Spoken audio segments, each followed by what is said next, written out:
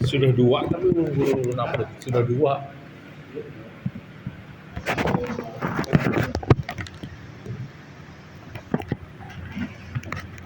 Tapi di akun ulun tuh bang. Akun ulun mah kada anu.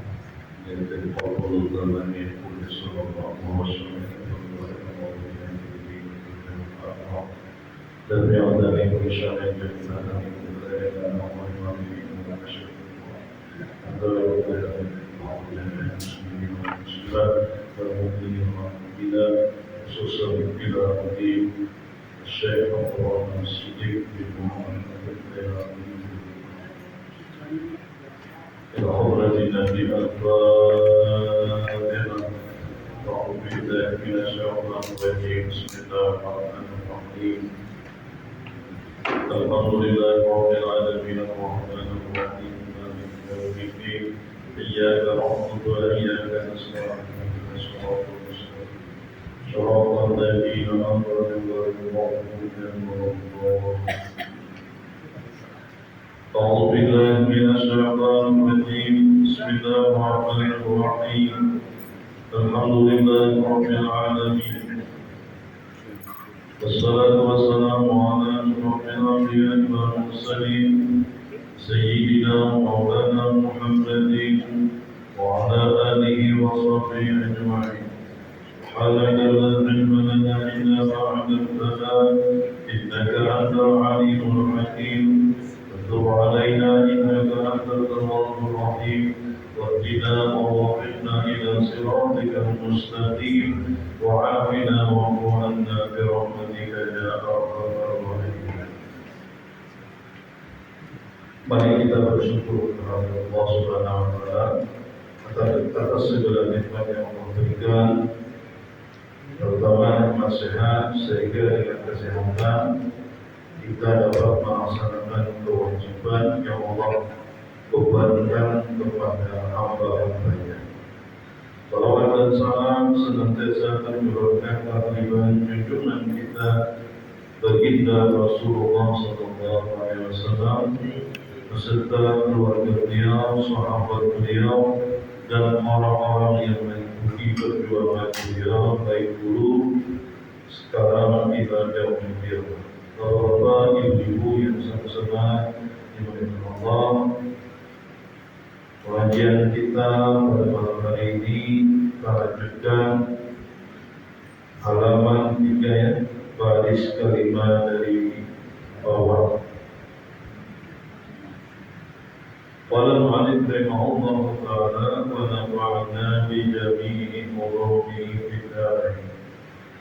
Di antara ilmu yang dikatakan sesat, dhalun mudillun, sesat dan menyesatkan kepada orang lain, di antara perkataan-perkataan orang tersebut. Dan jikalau mau sembahyang pun tiada wajib qasad ta'ruf ta'yim. Dan kalau ada seorang guru yang menyatakan bahwa sembahyang itu tidak memakai qasad ta'ruf ta'yim, maka ilmu tersebut dikatakan termasuk bagian daripada ilmu yang menyesatkan. Kenapa? Karena yang namanya qasad ta'ruf ta'yim itu bagian daripada rukun sembahyang, rukun qalbi yang wajib. Kan? Yang wajib itu di dalam hati kita. Qasad ta'ruf ta'yim, qasad usalli, ta'ruf, fardu, ta'yin, sembahyang apa? Misalnya sembahyang zuhur, usalli fardhan dhuhri, itu sudah sempurna sembahyang tersebut. Rakaat menghadap kiblat, menjadi makmum, itu hukumnya sunnah. yang penting yang tiga. Tapi kalau bisa dengan yang sunnahnya juga disebut. Lalu dia guru, hakikat niat itu di mana letaknya? Hakikat niat itu di guru letaknya di perasaan. Ibarat bahasa syariat itu imbias, Pak. Kita kayak membayangkan sesuatu itu. Tetapi orang yang imbias ini juga tetap boleh di dalam hatinya aku sembahyang, tetap boleh. Jadi ada dua jalannya. Lalu kita aku sembahyang Pak itu namanya hadisun nafsi. Kita berbicara dalam hati. Hati kita berbicara kampusnya. Terkala kita melapaskan Allah itu Allah itu mulai kalau aku sembahyang waktu maghrib salat 3 rakaat menghadap kiblat menjadi makmum lillahi ta'ala. Itu di dalam hati. Itu namanya jadru hadisun nafsi. Itu. Tapi hakikat yang sebenarnya niat itu adalah di dalam perasaan. Seakan-akan Pak, kayak membayangkan melihat sesuatu dalam hati, dalam pikiran. Kalau hati kita membaca, itu namanya hadisun nafsi. Jadi keduanya ini benar. Cuma yang lebih afdal dari impias itu. Tapi impias ini juga tidak meninggalkan kasat ta'arud ta'yin. Kalau orang meninggalkan kasat ta'arud ta'yin, maka sembahyangnya tidak sah. Karena itu bagian daripada umur qalbi. Jadi yang kita orang awam ini yang namanya sembahyang itu wajib kasat, wajib ta'arud, wajib ta'yin. Itu bahasanya kita orang awam.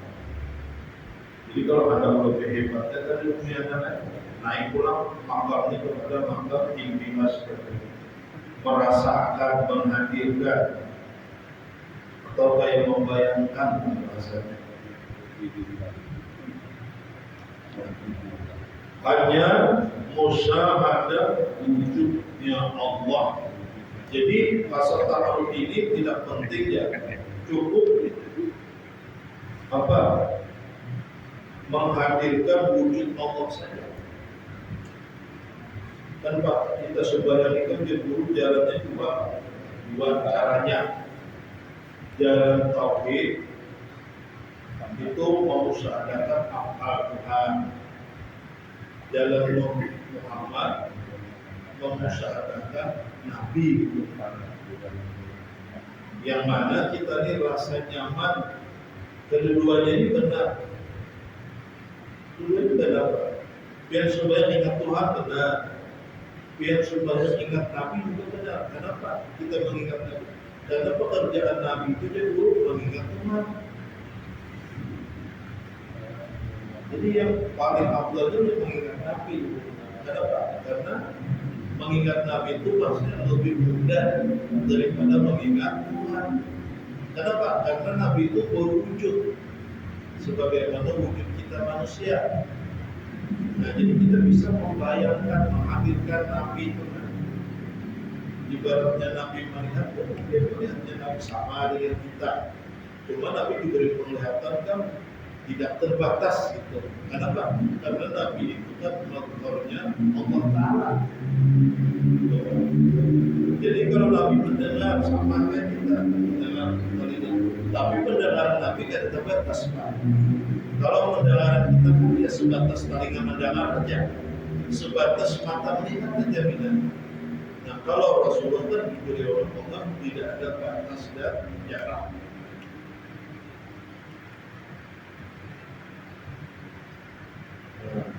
Jadi katanya di sini cukup menghadirkan wujudnya Allah.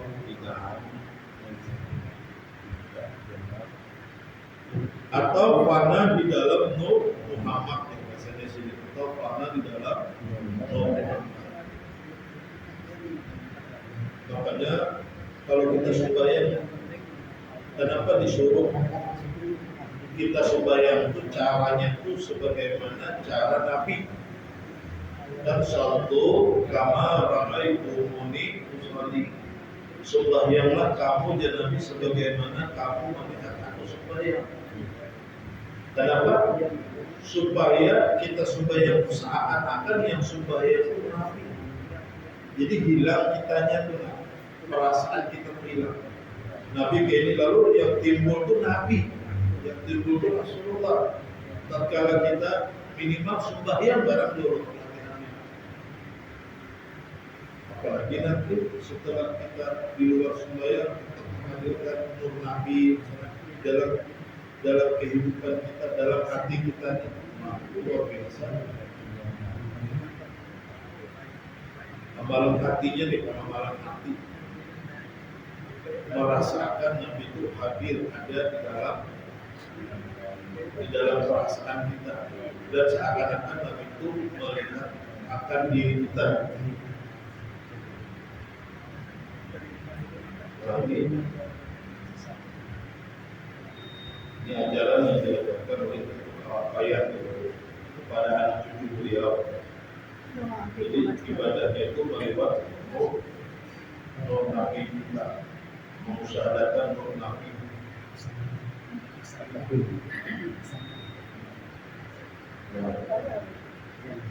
Hingga beberapa badai yang amat banyak yang didapat daripada pengajaran guru-guru yang palsu. Yang saya itu Pak, yang tidak wajib asal takut ta'lim itu, maksudnya tetap aja kita dari supaya apa asal takut ta'lim itu.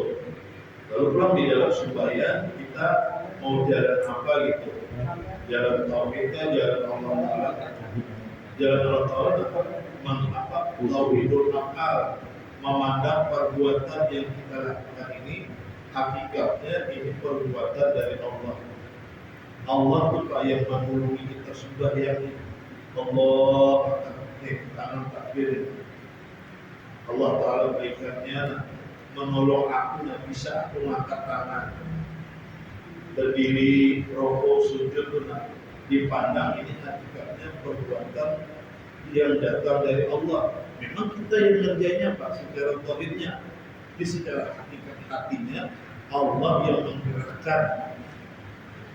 menggerakkan jasad kita, menggerakkan hati kita hendak sembahyang untuk Allah. Yang menolong kita sembahyang Allah, yang menolong sembahyang Allah, yang menolong Allah. Jadi maksudnya dari Allah kembali ke Allah dulu itu. Jangan dari Allah ke kita, lalu dari kita ke Allah. Nah itu namanya apa? Tertahan. Jadi dari Allah kembali kepada Allah. Itu jalan tauhid. Kalau jalan Muhammad dari Rasulullah kembali ke Rasulullah. Kita kembalikan ibadah itu kepada Nabi. Makanya kita beribadah. Nah, setelah selesai beribadah sembahyang, baca wirid dan baca doa gitu. Lalu apa yang terakhir sebelum kita hendak keluar, hendak selesai apa kalau aktivitas lain, lalu ibadah kita ini kita titip dengan Nabi, ya Rasulullah, saya titip ibadah saya kepada Engkau. Tolong sampaikan kepada Allah, mudah-mudahan diterima Allah. Dan ada dalam hadis Pak, semua ibadah umat itu yang Nabi diserahkan kepada aku. Nah ini Pak. Kadang-kadang kita di sini yang mungkin kurang tahu atau nggak paham. Kita kadang-kadang maksud Allah terus. Ya Allah, ini ibadah yang saya lakukan. Allah itu cuma jalan aja dulu harus melewati Nabi. Kenapa harus melewati Nabi? Karena kalau melewati Nabi itu dulu pasti diterima amal ibadah kita. Kalau langsung ke Allah Ta'ala belum tentu. Kenapa? Karena Allah itu menyeleksi amal ibadah kita. Naik langit pertama aja tersebut diperiksa dulu amal ibadah kita ini. Ada dah kita melakukan ibadah di ujub, riya, sum'ah dan sebagainya gitu. Baru bisa naik ke langit kedua, baru sampai ke haudurat Allah.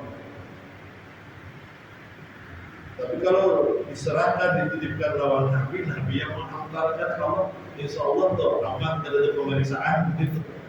Ini kata Rasulullah ini apa? Menerima segala amal hambanya dan dititipkan kepada Allah Subhanahu wa Ta'ala.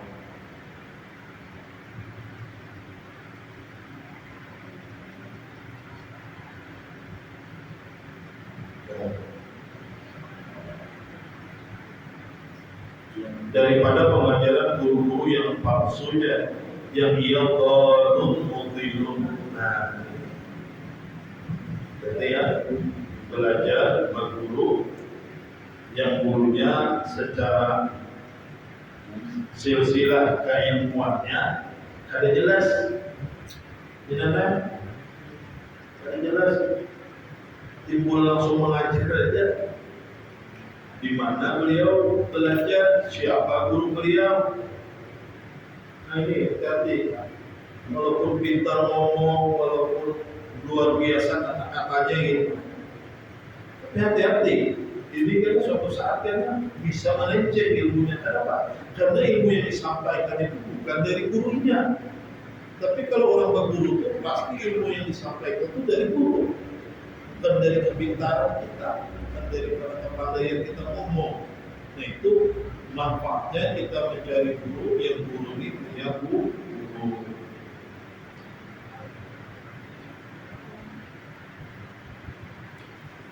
Sejarah keilmuan seseorang itu memang ada perjalanannya, dia menuntut ilmu dulu wajib. Jadi ilmunya itu namanya bersambung dari guru sampai ke Rasulullah, yang namanya ilmu mu'tabar. Nah, ilmu yang betul-betul, ilmu yang sebenar-benar ilmu. Itulah ilmu yang bisa kita amalkan. Kenapa? Karena bertanggung jawab ilmu tersebut. Kemudian, dan ia khalifahnya Dajjal. Nah, guru yang palsu ini hakikatnya adalah khalifah Dajjal, pengganti Dajjal. Itu Dajjal yang aslinya baru turun nanti. Nah ini guru palsu atau palsu. Hakikatnya dia adalah muridnya Dajjal. Dajjal akan menyesatkan manusia, Pak. Sampai kena dari jalannya yang turun gitu.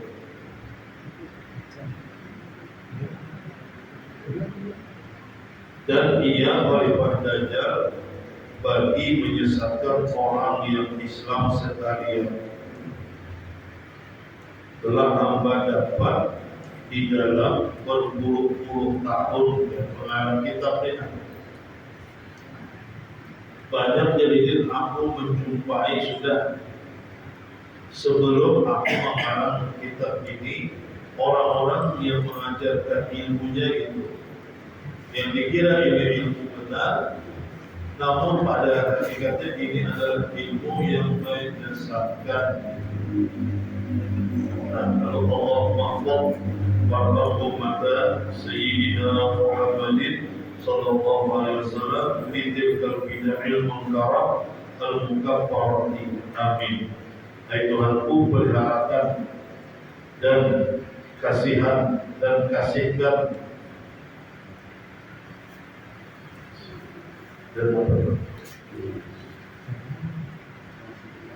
dan kasihkan kiranya olehmu akan umat Nabi Muhammad sallallahu alaihi wasallam daripada beberapa bid'ah yang mungkar, bid'ah yang bertentangan dengan agama. Bid'ah itu kan sesuatu yang baru itu. Asal jangan bertentangan dengan agama aja itu boleh saja itu. Jadi bertentangan dengan agama baru itu dikatakan bid'ah yang sesat.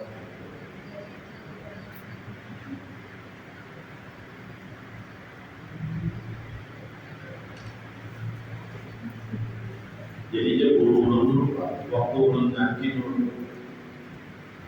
makna bid'ah ini kan, apalagi di zaman kita sekarang ini ya Allah, lagi gencat-gencatnya orang berbicara masalah bid'ah. Jadi dia dulu mara'al mu'minu hasan bahwa hasan, sesuatu yang dilihat oleh orang Islam baik, maka itu baik juga hakikatnya menurut Allah. Walaupun bahasanya tidak pernah dilakukan Nabi dan sahabat atau tabi'in atau mungkin para ulama misalnya, lalu dilakukan oleh masyarakat, selama dilihat oleh kacamata orang awam nih, masyarakat awam baiknya, maka hakikat itu baik juga menurut Allah. Ma'ra'al mu'minu hasanun bahwa hasanun, sesuatu yang dilihat oleh orang Islam, orang awam baik, maka itu hakikatnya adalah baik juga menurut Allah. Nah itu sudah, maksudnya di antara itu kita menghindari bid'ah-bid'ah gitu. Jadi kita tidak usah pusing-pusing gitu. Dilakukan Nabi dan dilakukan sahabat dan ada dalilnya dan ada hadisnya. Nah, pusing kita pikirkan ya Allah, kita ini ngaji hadis berapa tahun dan ya Allah, orang belajar hadisnya 10 tahun 15 tahun loh. Dan pernah membid'ah-bid'ah dan apa yang dilakukan oleh orang-orang umum gitu bahasanya. Nah ini jadi lagi mengkafirkan. Nah, apalagi bid'ahnya mengatakan orang kafir, orang Islam nih, lalu dia melakukan sesuatu yang mungkin menurut dia tidak ada dalil Al-Quran dan hadisnya, maka dikatakannya orang ini adalah bid'ah, dan bid'ahnya dia berani mengkafirkan orang ini. Nah, ini maksudnya di antara yang tidak boleh, di antara yang dilarang dalam agama, mengkafirkan sesama orang Islam. Kenapa? Kalau kita mengkafirkan orang itu hakikatnya kita yang keluar dari Islam. Bila kita dikatakan orang itu kafir, hakikatnya kita yang betul-betul kafir di mata Tuhan. Jadi bukan masih asal mengkafirkan orang.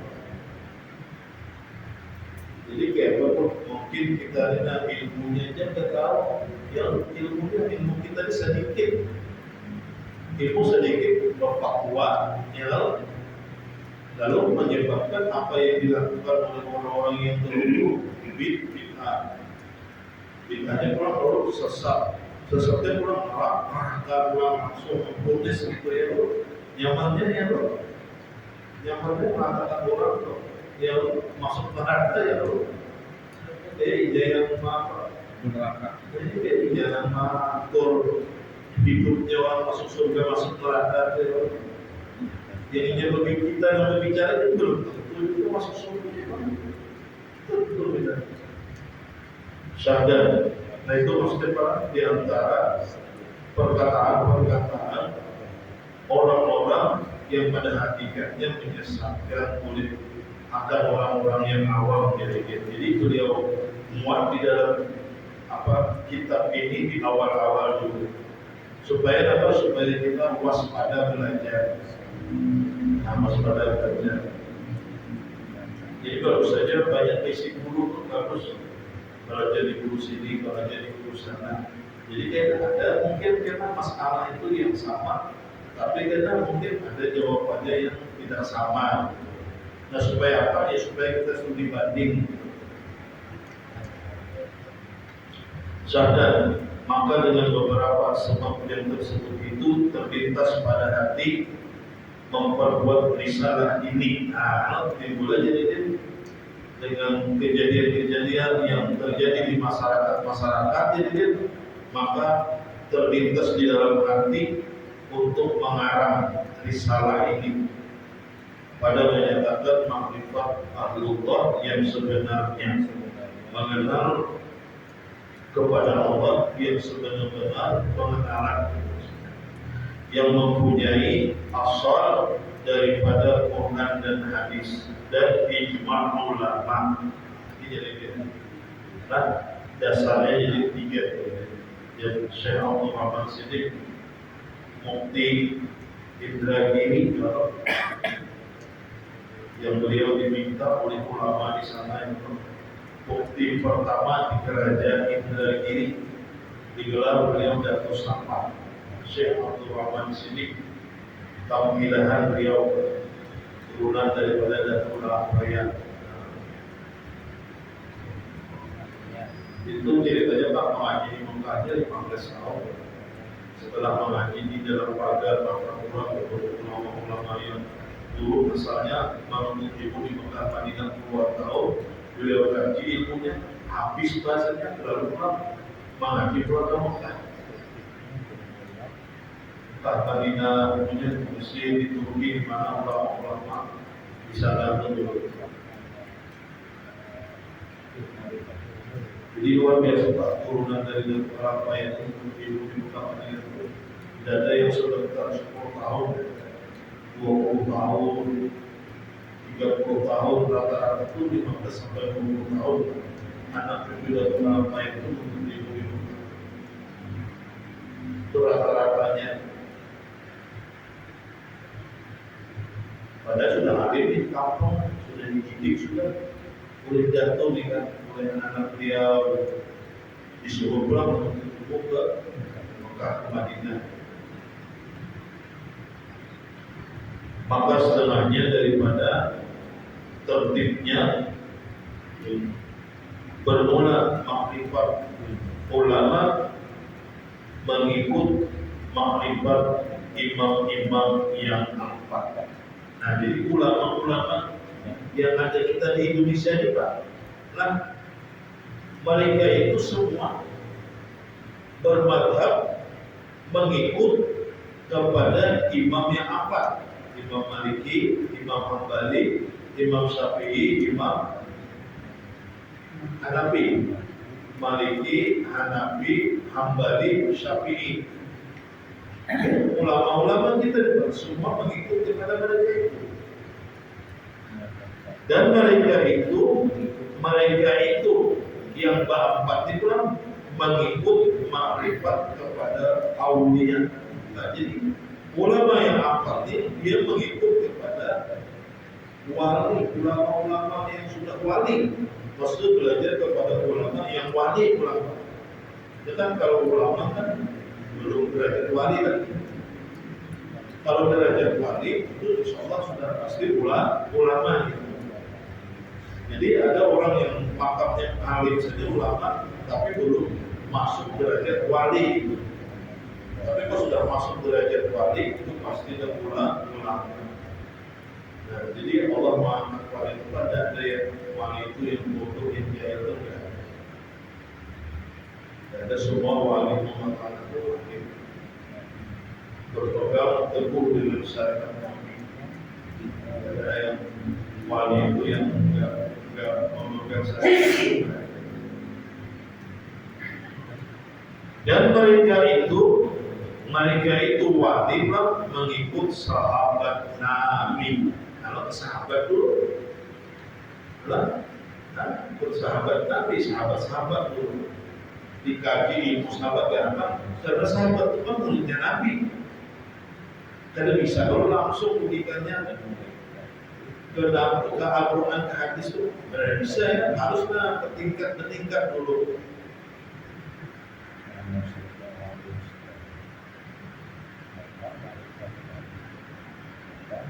Dan mereka itu sahabat makrifat Nabi, mengenal Nabi. Nah, karena mereka itu senantiasa bersama Nabi, gitu, belajar Nabi, beribadah sama Nabi, gitu.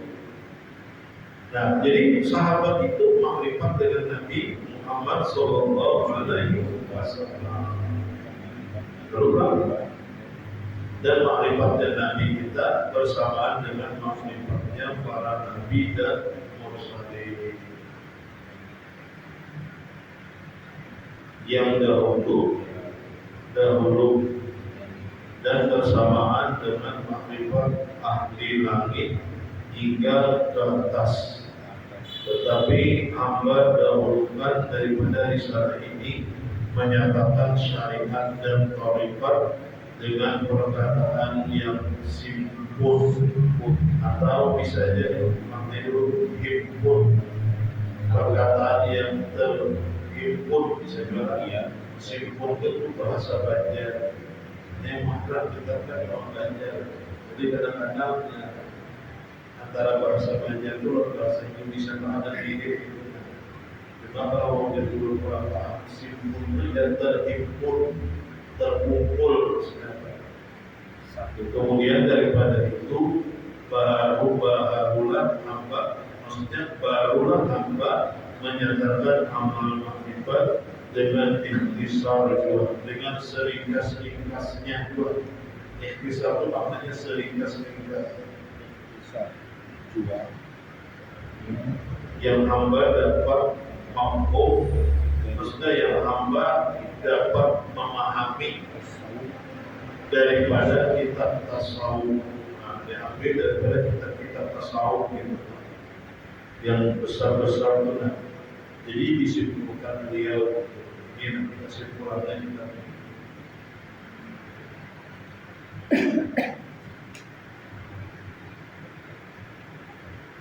Dulu kan beberapa terjadi almarhum Rasul masih bujang gitu. Habis selesai sekolah, beliau kan kita mengajar di Darussalam. Mengajar dia beberapa tahun, lalu terjadi fitnah bahwa ajaran yang beliau ajarkan itu adalah ilmu sesat. Apa masalahnya? Masalah beliau baca kitab Asal Al-Fahim itu yang dikatakan bahwa saja beliau itu supaya tidak menggunakan pasal Al-Fahim ini.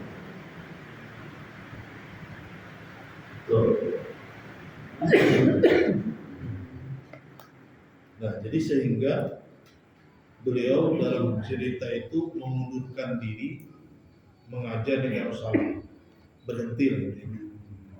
Karena beliau waktu itu ada di antara guru yang memfitnah itu. Nah, lalu setelah itu beliau nggak lagi ngajar gitu.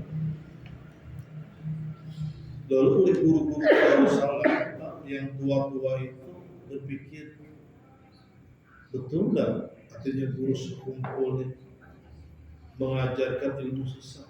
Sementara kan mereka tahu guru-guru yang tua itu di antara guru-guru beliau ini kan salah satu di antaranya guru-guru di Darussalam juga. Kadang mungkin si guru ini mengajar ilmu sesat, sementara kan guru-gurunya orang hebat gitu logikanya gitu. Guru-guru yang memang ada di Darussalam situ juga.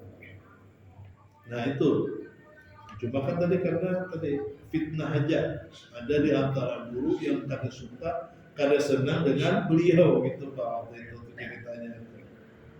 Nah, itulah maksudnya kan seorang alim ulama itu, paling seorang alim itu tidak mulus Pak untuk mendapat derajat tinggi di hadapan Tuhan itu. Kadang-kadang harus juga melewati yang namanya ujian dan fitnah gitu. Makanya jadi guru, kalau kita seorang guru ini hidup mulus saja, nggak ada fitnah, derajat kita kada tinggi di hadapan Tuhan. Benar kan? Tapi bila kita hidup tidak banyak ujian, Pak, itu menunjukkan, maksudnya kita sabar, itu menunjukkan derajat kita itu tinggi di hadapan Tuhan. Nah jadi jangan dikira misalnya ada seorang wali sakit, garing bahasa kita tuh, apa itu wali aja penggaringan aja, apa itu wali aja sakit aja harus yang salah. Padahal sakit itu adalah ujian bagi beliau. Untuk apa? Untuk mengangkat derajat beliau, sabar. Karena kita manusia ini kalau diberi nikmat pasti bersyukur, tapi bila diberi ujian mampu dan kita sabar. Nah ini yang paling berat gitu. Ujian dari Tuhan itu sesuatu musibah bala benar terjadi bagi diri kita ini, tidak mampu dan kita sabar tuh. Nah, itu yang paling berat. Tapi kalau bagi aulia Allah Ta'ala itu bukan sabar lagi, tapi mereka bersyukur dengan datangnya bala dan musibah itu, sehingga mengangkat derajat mereka setinggi-tingginya. Nah, lalu tiba-tiba begitu almarhum Bapak Guru berhenti mengajar, sampai-sampai kan beliau itu didatangi oleh guru-guru Darussalam yang tua-tua, dan di antara mereka itu bertanya juga, artinya Zai, Guru Ijai, artinya kenapa yang engkau ajarkan sehingga menjadi fitnah waktu itu bahwa ajaran engkau itu sesat. Ujar guru yang memfitnah tadi, guru sekumpul Pak, beliau kan banyak cakap ya kita. Beliau ambilkan kitab, ini guru, kitabnya harus mengajarkan baca. Gurunya nanti guru paham guru itu bahwa kedudukan orang yang mengajar ini sudah sampai melewati bahasanya di makam ini. Itu Pak ceritanya. Jadi kedudukan ini makam kasat ta'aruta'in itu bukan berarti tidak dipakai, tetap aja dipakai gitu. Tapi Pak, ya nah, ada cahaya ya tadi belakang sana Itu genset doang.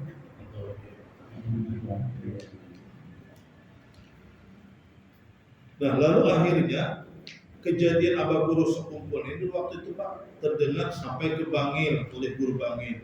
Lalu Guru Bangil dipanggillah beliau dan ulama-ulama suku tua di Martapura gitu. Dipanggil.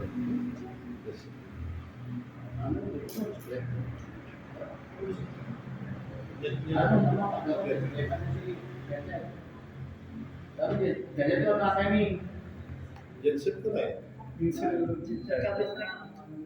Kipas angin yang kurang genset. Genset kan? Genset. Itu gimana Pak? Nyala kurang aja, kurang tenaga aja di polanya di luar, ya di luar sebagian. Alumanya kan apa? Rekamannya itu albumnya kamu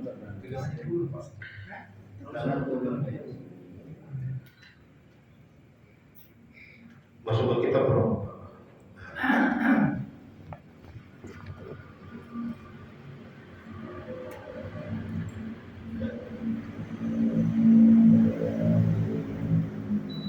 Adapun syariat artinya kenyataan yakni barang yang dinyatakan oleh Allah Ta'ala daripada segala hukum, amar dan nahi. Jadi syariat ini kenyataan hukum yang dibuat oleh Allah, yang mana syariat ini ada perintah, ada larangan. Jadi syariat apapun kita tetap yang namanya perintah itu dilaksanakan, tetap yang namanya larangan itu ditinggalkan. Tetap yang namanya kita hamba, tetap duduknya di kehambaan gitu. Tetap yang namanya kita ini manusia, sehebat dan setinggi apapun maka tetap kita makhluk Allah.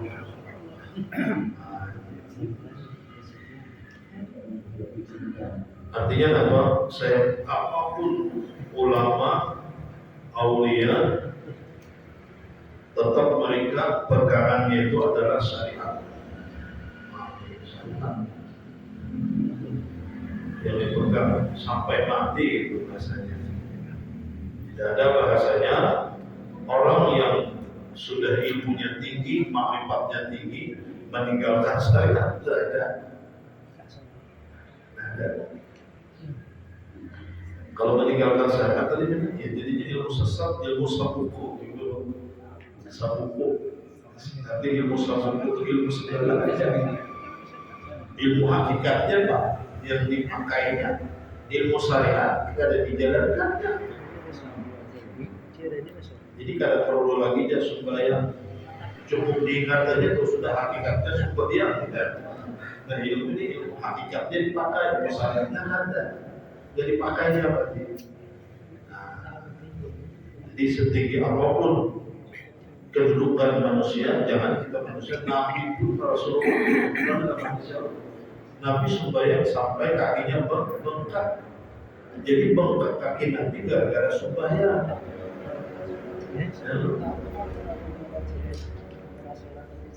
Asalnya kan bengkak karena mungkin kelamaan berdiri kan, kelamaan sujud kan.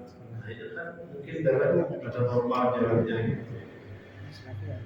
Tetap Nabi sembahyang menunjukkan bahwasanya ibadah itu harus dijalankan.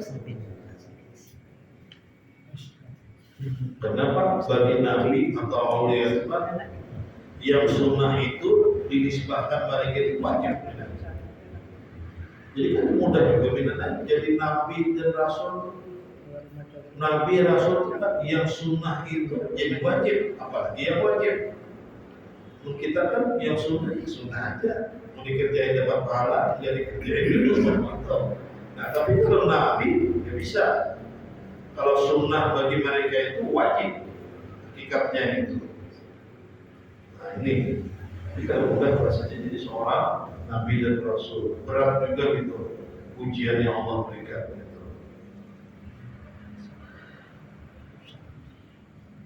Dan lainnya maka ta'aluk ia pada anggota. Nah, jadi hukum syariat ini ta'aluknya kepada anggota zahir kita yang hukum ini. Ta'aluk itu berhubungan dengan anggota tubuh kita. Itu namanya syariat yang hubungannya dengan jasad. Adapun tarekat itu jalan, yakni jalan yang menyempurnakan syariat. Jadi maksudnya ini Pak, tarekat itu menjalankan syariat. Si syariat ini sembahyang, lalu sembahyang ini kita kerjakan, itu namanya tarekat. Sembahyang ini kita kerjakan, tarekat kita. Syariat, tarekat, hakikat, lalu ma'rifat nanti Pak. Nah, syariat amalkan, amalannya apa? Ya tadi kita kerjakan, itu namanya tarekat. Jadi ibaratnya kayak ini Pak. Syariat itu ibarat kapal yang dulu air, kapal kan bila kita berenang Jawa ya, ada mungkin kalau kita berenang aja di air sampai kita ke Jawa gitu, mati di tengah jalan ya. Lalu apa tarekatnya kapal. Nah, kalau harus ada sarana untuk menyampaikan kapal misalnya. Nah, lalu kapal ini didiamkanlah di pelabuhan, juga dijalankan. Nah, ini namanya tarekat, dijalankan kapal sampai ke tujuan, ya sampai ke tujuan. Namanya ma'rifat. Hakikatnya kan di dalam hati.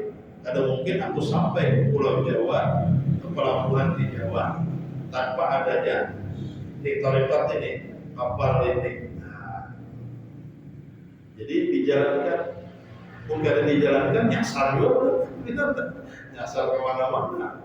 Jadi dijalankan sampai ke tujuan. Lalu diberi Tuhan orang ma'rifat. Maksudnya ma'rifat itu cinta dengan Allah. Jadi kita manusia ini ibarat kita ini diperintahkan sembahyang, jadi sembahyang kita kerjakan. Sembahyang itu syariat, kita sembahyang namanya tarekat. Hakikatnya orang di dalam kita beribadah itu memandang kepada Allah. Nah lalu nanti diberi oleh Allah, kita itu cinta dengan Allah. Lalu sayang meninggal sumber, ya. Mulai orang ada dia langsung menjadi hati itu berkeliling. Apa yang sembahyang? Nah, itu sudah ada di dalam hatinya, dia mahabbah, cinta dengan Allah. Tergerak hati itu, nah itu menunjukkan orang itu sudah ada diberi Tuhan ma'rifat di dalam hati. Nah, itu salah satu contoh syariat. Nah, jadi kenapa? Diulangi ya. Guru ya. Diulangi tadi guru yang sembahyang tadi itu guru. Urutannya. Urutan yang tarekat. Oh. Tarekat. Kan syariat perintah gitu. Perintah. Lalu kita amalkan perintah tadi kita laksanakan. Misalnya sembahyang syariat atau perintah lo. Lalu kita sembahyang namanya tarekat. Lalu di dalam sembahyang kita memandang ini turunnya Tuhan, pertolongan Tuhan. Aku bisa sembahyang itu dalam hakikat hati, hakikatnya. Lalu dapat yang namanya juga ma'rifat. Ma'rifat kita di dunia dengan sembahyang, lalu hati itu logo, hati itu senang, hati itu bahagia. Itu namanya surga dunia. Artinya terkumpul semua di situ. Itu kumpul di situ. Syariat, thariqat, hakikat, ma'rifat. Ya senang hati, alhamdulillah, senang hatiku sudah selesai sembahyang. Itu senang itu surga dunia sudah. Karena dia mengenal yang menyuruh dan yang menolong sembahyang hakikatnya Allah. Jadi tergerak hatinya itu, geraknya itu dari Tuhan yang menggerakkan itu. Lalu dia dapat melaksanakan bantuan Tuhan. Jadi dia jalur dari Allah kembali kepada Allah. Jangan sampai tersinggah, tertahan di diri kita. Jangan dari Allah untuk aku, dari aku untuk Allah. Nah, ini salah marifatnya itu. Nah, jadi jangan sampai dia tertahan, tersinggah di dalam perasaan itu, nah jangan sampai ada.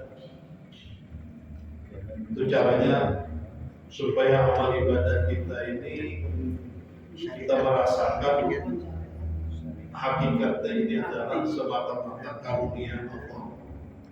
Ya, karunia pertolongan Allah, bukan kitanya dan kita. Itu caranya, bukan kita, tapi ini tolong Allah. Allah memilih hamba-hamba yang dikehendakinya.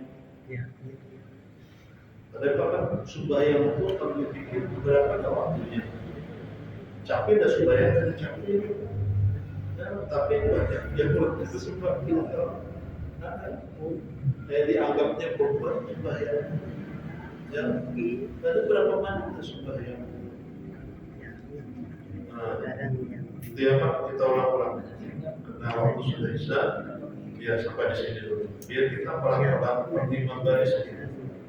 Tapi dari perkataan ilmu yang beliau tuturkan kita paham sedikit-sedikit, mengerti,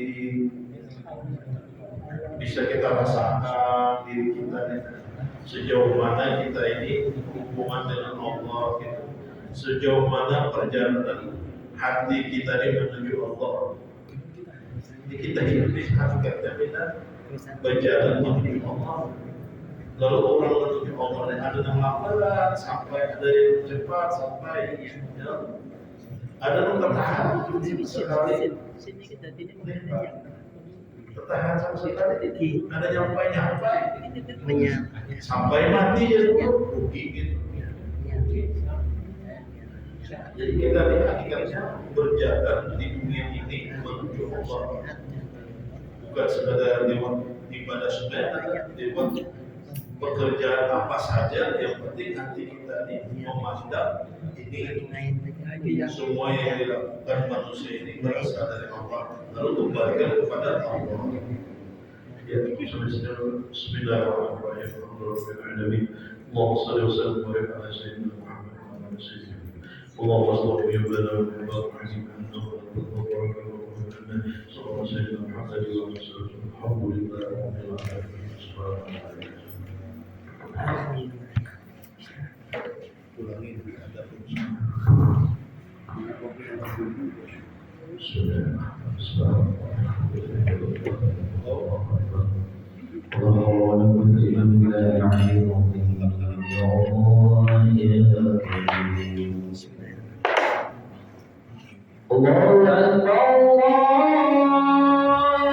Akbar.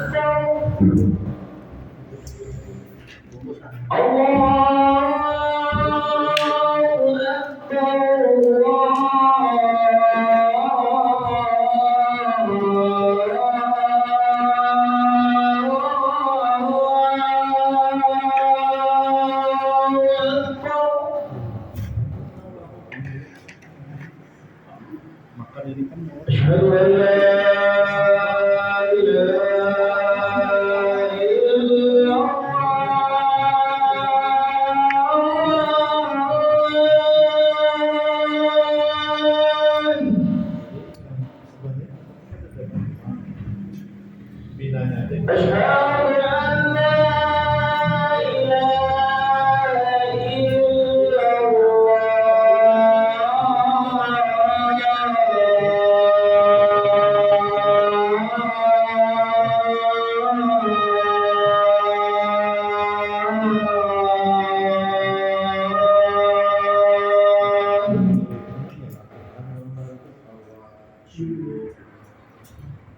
Asyhadu anna Muhammadar Rasulullah.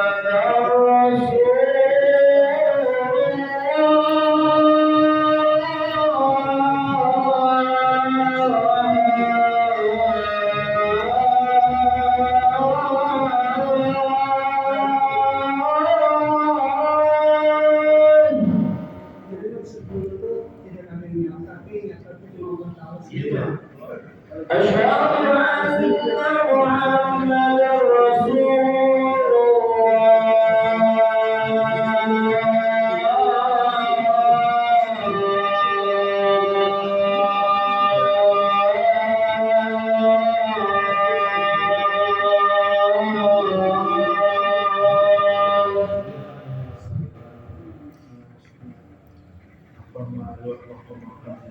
Hayya 'alal salat.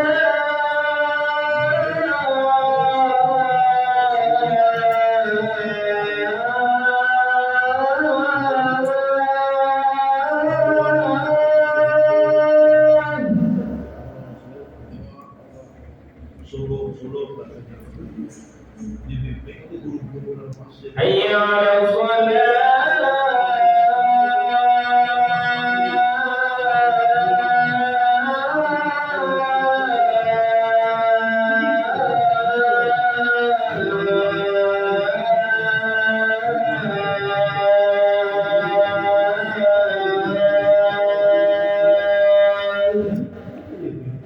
Datang dia itu sekolah dia datang itu ulama-ulama itu sudah aulia wasit. Hayya 'alal falah.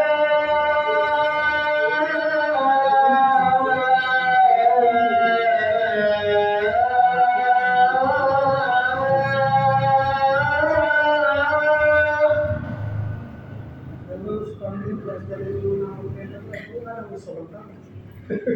Hayya 'alal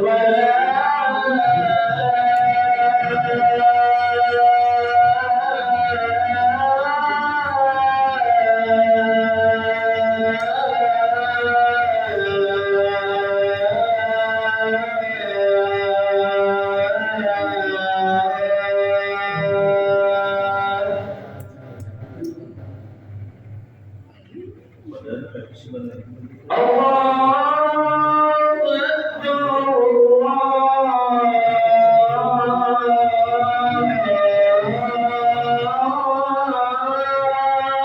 Akbar. jujur sama sembahyang ada La ilaha illallah.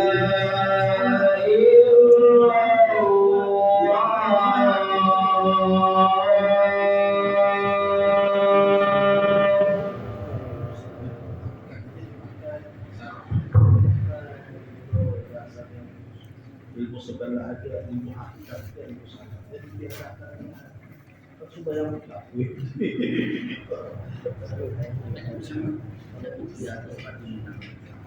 Iya.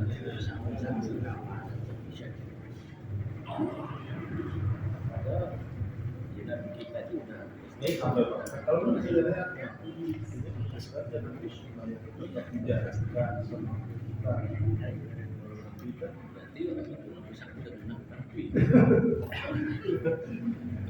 Itu yang sesat. Pas pulang dia langsung bawa habis sholat nanti belum kan nanti ke sampah ada bikin nyangkut. iya nyampah pas itu biar kita mau mulai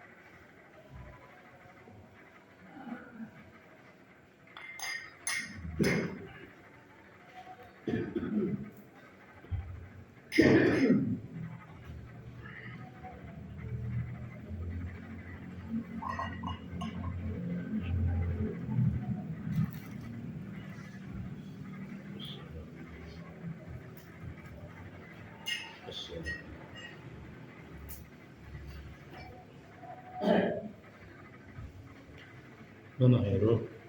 HP-nya masih hidup. Hero itu.